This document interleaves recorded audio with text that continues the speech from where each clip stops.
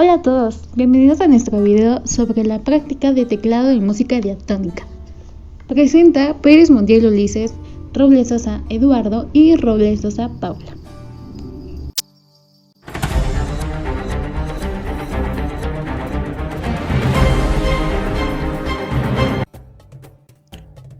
Frecuencias de las notas musicales. Para realizar esta práctica primero debemos conocer algunos conceptos básicos del sonido. ¿Cómo podemos producirlo? ¿Qué frecuencias tienen las notas musicales? ¿La relación entre esas notas? ¿Qué es un timer? ¿Y cómo lo usaremos para producir la escala diatónica? Vamos a ello. Mucha gente piensa que cuando un instrumento genera una nota musical, está haciendo vibrar el aire a un ritmo muy concreto, a una frecuencia muy específica. Está emitiendo una onda como la que solemos ver en los dibujos, ondulada y perfecta, una forma que los físicos solemos llamar sinusoidal.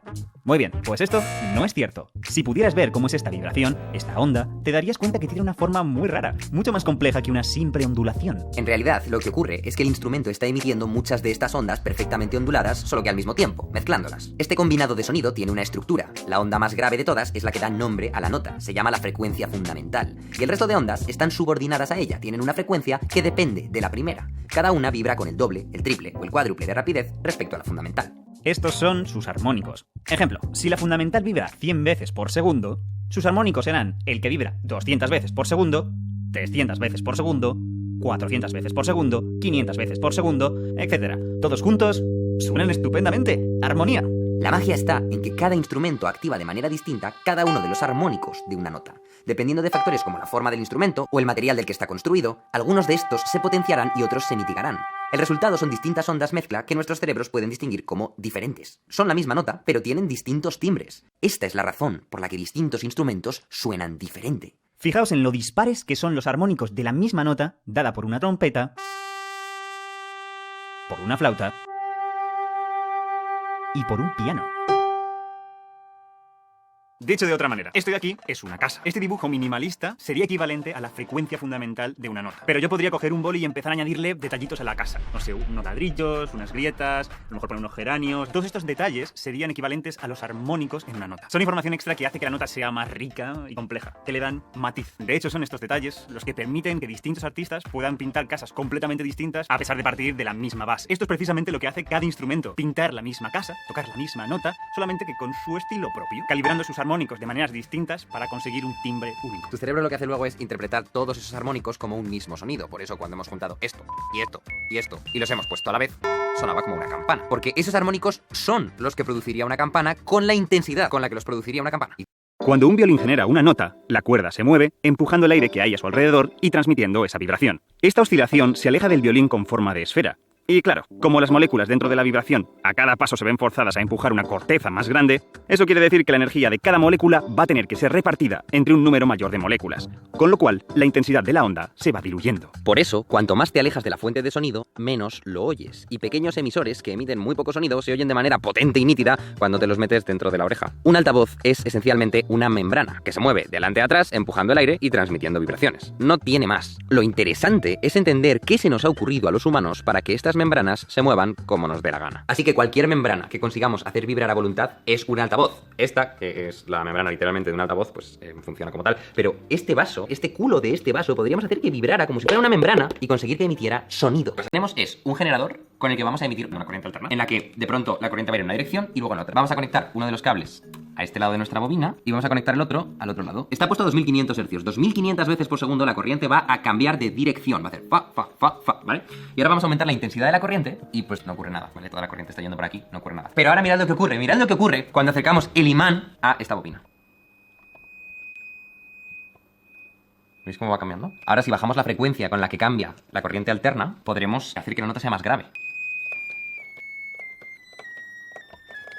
Esto ya da para tocar una canción, a lo mejor, a ver.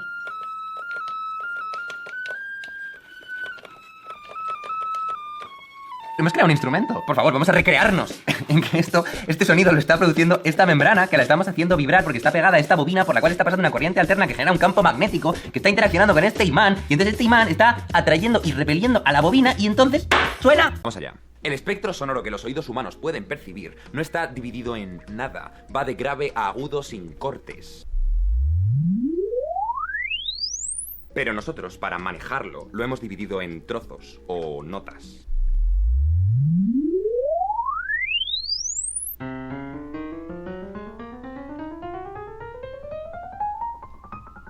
Un poco como un filete, que es un continuo, pero lo cortas en trocitos, pues para comértelo, para poder agarrarlo por partes con un tenedor. Y el espectro sonoro también lo hemos troceado. Aunque hay infinitos sonidos diferentes entre estas dos notas, no tenemos acceso a ellos. Podemos estar aquí, podemos subir aquí, pero no podemos estar en el espacio que hay entre medias. ¿A dónde han ido? ¿Al espacio? No, al espacio no. Al espacio que se abre entre los espacios. Una de las gracias de esta división del sonido que nos hemos inventado es que cada 12 notas te vuelves a encontrar con la misma nota desde la que partías, solo que un poco más aguda. Es decir, que si esto es un do, 12 notas más arriba lo que tenemos vuelve a ser un do, y otras 12 más arriba otro do. No puedes escapar del do.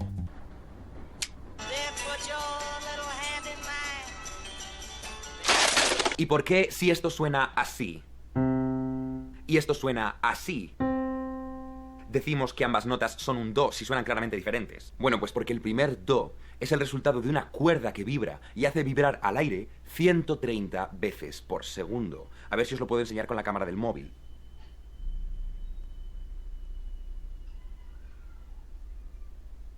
Y el otro do vibra 260 veces por segundo, es decir, el doble de 130. Cuando una nota es producida por una vibración que es el doble de otra vibración, a esas dos notas se las pone el mismo nombre. Por ejemplo, este es el famoso La 440, porque vibra 440 veces por segundo, y por tanto ya podemos deducir que este La vibra 880, y este 220, y este 110 veces por segundo. Le hemos puesto nombres a los números. Y esto a su vez tiene un porqué. ¿Por qué le ponemos el mismo nombre a dos cosas que vibran una al doble de frecuencia que la otra? Y es que por las propiedades físicas del sonido, que es un tema complicado del que ya haremos un vídeo, cuando suenan a la vez una nota y la que está al doble de frecuencia, nos suena muy bien, muy consonante. También nos suena que a veces es difícil detectar si están sonando las dos o solamente la grave.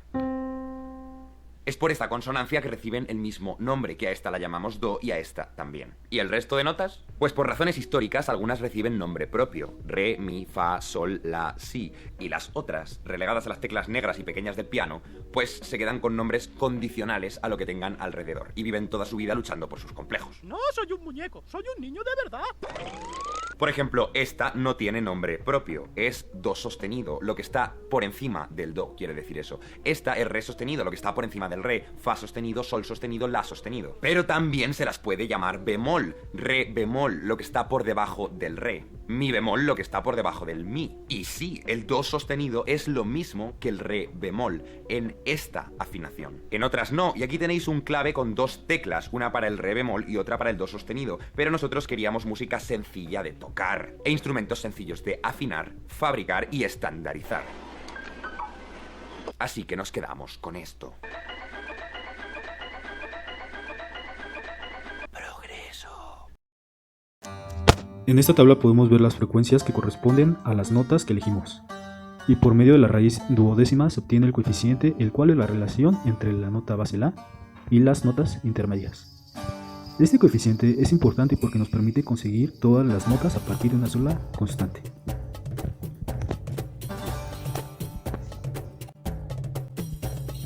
Ahora procedamos a ver el diagrama de un timer. Y hagamos la pregunta: ¿qué es un timer? Recordemos que un timer es un temporizador integrado al microcontrolador, que nos permite conseguir una diversidad de frecuencias mediante 3 registros. El registro TMRX lo podemos observar en el diagrama. Es un contador que se incrementa cada vez que recibe un pulso del divisor de frecuencias, el cual se configura mediante el registro TXCON, donde los bits 5 y 4 sirven para definir la preescala del temporizador, es decir, del reloj interno del ciclo de instrucciones, PSY. Se divide entre 1, 8, 64 o 256. Finalmente, el registro PRX es el límite del contador TMRX, para poder hacer ciclos de varias frecuencias. Entonces, cuando el registro TMRX es igual al registro PRX, el registro TMRX se reinicia y se activa la bandera TX y F, que vamos a utilizar para producir las frecuencias mediante interrupciones. Para producir una nota se requiere calcular PRX y el preescalar. Para simplificar las cosas debemos saber que PRX es directamente proporcional al reloj interno del ciclo de instrucciones e inversamente proporcional a la frecuencia de interrupción deseada y el preescalar, quedando esta ecuación que vemos acá.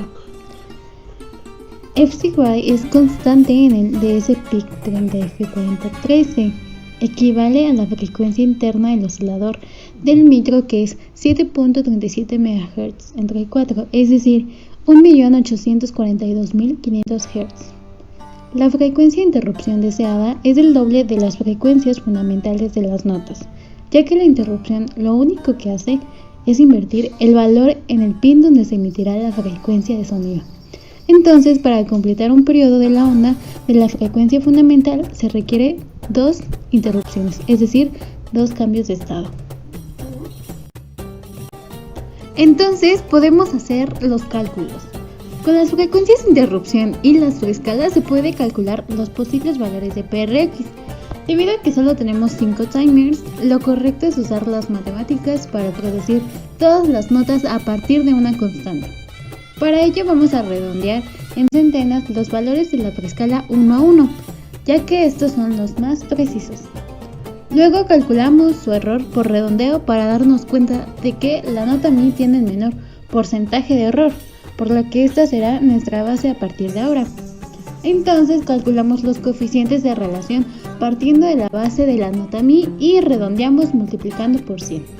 Con esto ya tenemos todos los cálculos que necesitamos. Adicionalmente podemos calcular el error total acumulado, ya que redondeamos 2 veces. Aquí lo interesante es que como lo hicimos sobre el coeficiente de la relación entre notas, este error crece muy poco, manteniéndose en 4 sigma. Bueno, lo que ahora veremos serán los diagramas de flujo de datos. El que tenemos ahorita en pantalla es el del menú. Seguido de esta etiqueta menú tenemos la asignación del registro W4 al puerto D. Después tenemos una condicional en donde dice que si en el registro tiene 0, se va a regresar al menú, es decir que va a estar ahí esperando algún otro valor. Después tenemos la condicional de que si es igual a 1. Si se cumple, va a sonar la tecla Do y además va a mostrar en el puerto B la letra C para identificar que es Do. Si no es igual a 1 el registro W4, se va a la siguiente condicional en donde tenemos la nota Re y va a mostrar en el display la letra D. Y así tenemos con las demás notas, con Mi, Fa, Sol, La y Si. Bueno, para explicar la implementación de nuestro teclado diatónico, les mostraré los diagramas de flujo correspondientes. Tenemos nuestras llamadas a subrutinas de COM Peripherals para indicar que el puerto B será de salida y el puerto D para la entrada del menú. La subrutina conft1 es la configuración del timer que vamos a utilizar y en esta especificaremos el preescalar 1 a 1 y el PRX, que como vimos en los cálculos será de 28. Después tenemos a confin0, el cual describe la prioridad de interrupción externa. Además hemos establecido un counter de 7 espacios y por último tenemos estas dos subrutinas T1 interrupt e 0 interrupt que explicaré a continuación. Bueno, en T1 interrupt solo vamos a decrementar el counter y se va a limpiar la bandera de estado del interruptor del timer 1 para salir de la interrupción del timer. En int0 interrupt, por medio de un registro que pasará el valor del coeficiente de relación redondeado por 100 previamente calculado con base al PRX de la nota Mi para producir la nota correspondiente a la opción del menú, donde será la interrupción y se le asignará dicho valor al counter. Entonces, si el counter es igual a 0, se hará el complemento A por B. Se limpiará la bandera del estado de interruptor y con readfix se retornará a donde la interrupción fue llamada. Y si no es igual a 0, se mantiene en la subrutina hasta que las interrupciones en el temporizador T1 interrupt decrementen el contador a 0.